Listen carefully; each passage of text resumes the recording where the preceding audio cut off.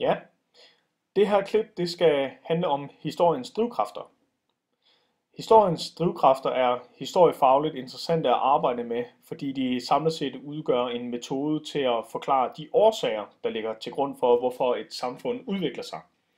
Og her er det væsentligt at bemærke sig af ordet årsager, altså hvad er det for nogle årsagsforklaringer, vi kan give for, at et givet samfund udvikler sig, som det nu gør. Og væsentligt er også at bemærke, at det er en form for metode, så derfor er det her også relevant i AT-regi. Overordnet set er det væsentligt at pointere, at der aldrig kun er én drivkraft i spil, når der sker en samfundsudvikling, men der vil altid være flere. Og derfor er det interessante og relevante at prøve at afdække og vurdere, jamen, hvilken drivkraft eller hvilke drivkræfter er de mest afgørende for den udvikling, der nu sker. Og samlet set har vi 5 forskellige drivkræfter.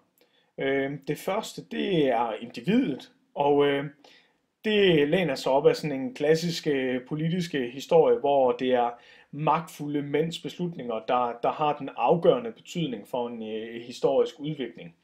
Og som et eksempel på det kan vi fremhæve Hitler, som jo unægteligt havde en stor betydning for ikke bare Tyskland og Europa, men hele verdens udvikling i 30'erne og 40'erne. Så ja, han er et eksempel på, hvordan en persons beslutninger kan præge verdens gang. Den anden drivkraft, vi arbejder med, det er folket, eller menneskene. Og det kan vi forstå på 2 måder. Den første måde, det er, når mange mennesker de giver udtryk for de samme drømme, idéer eller behov på samme tid. Og som et eksempel på det, kan vi lige se et lille videoklip her, hvor vi har unge mennesker, som demonstrerer og protesterer i slutningen af 60'ernes USA imod amerikanernes engagement i Vietnam. Og de her folkelige protester var medvirkende til, at USA i sidste ende begyndte at trække sig ud af konflikten i Vietnam. Så det er et eksempel på, hvordan en folkemængde aktivt, og 2 streger under aktivt her, kan gøre en forskel, kan være med til at udvikle, eller være med til at ændre på historiens udvikling.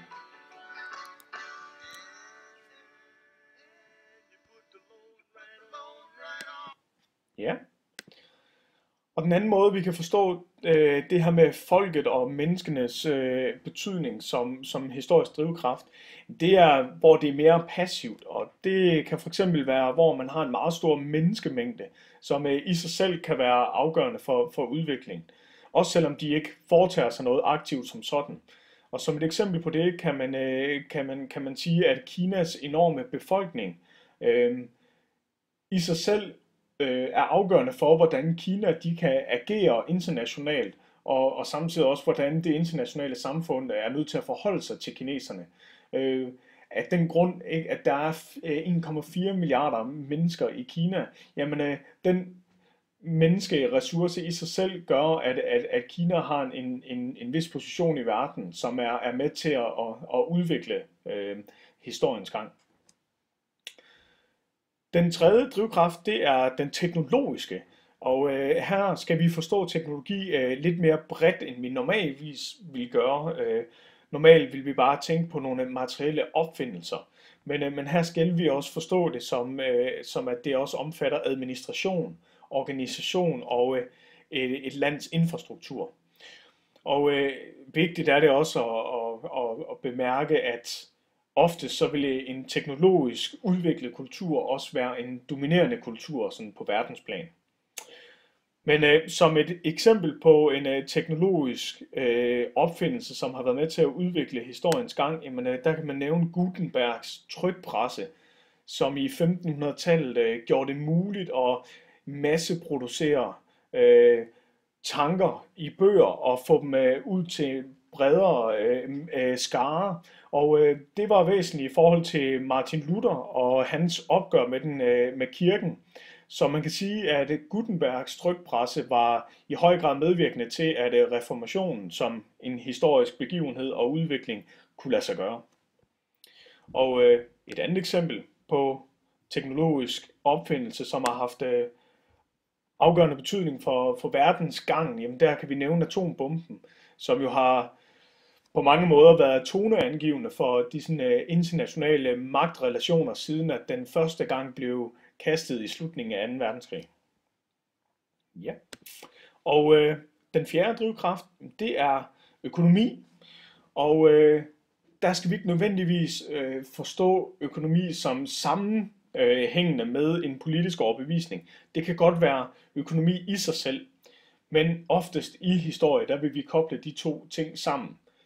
Som når vi for eksempel snakker om kapitalisme og marxisme, jamen der vil man jo så også have liberalisme og socialisme og så videre, kommunisme med ind over os.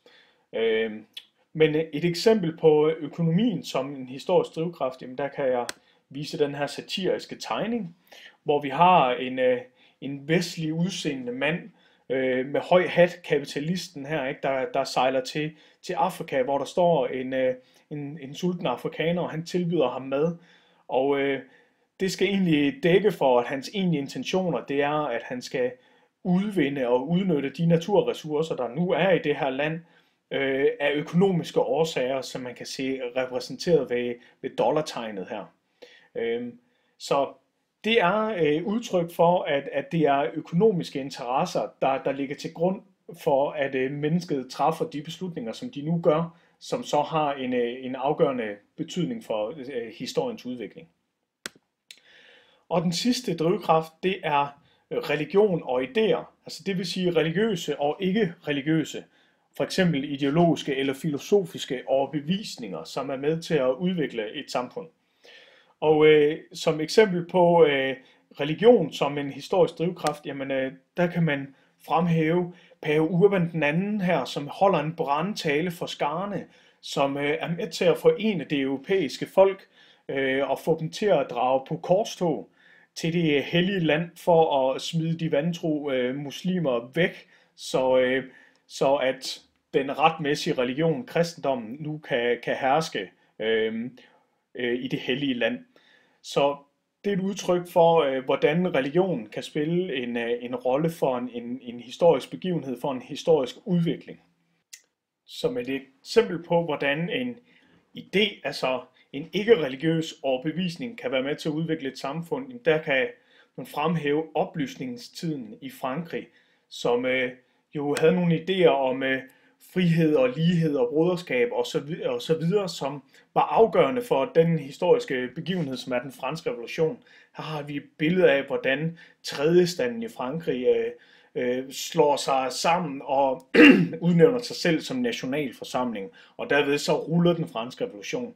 Så de tanker og de filosofiske idéer, som ligger til grund for oplysningsfilosofien, jamen de materialiserer sig, de bliver gjort virkelige i forbindelse med den franske revolution, som jo har haft afgørende betydning for i hvert fald vestlige samfund sidenhen. Ja, det var så lidt omkring de historiske drivkræfter.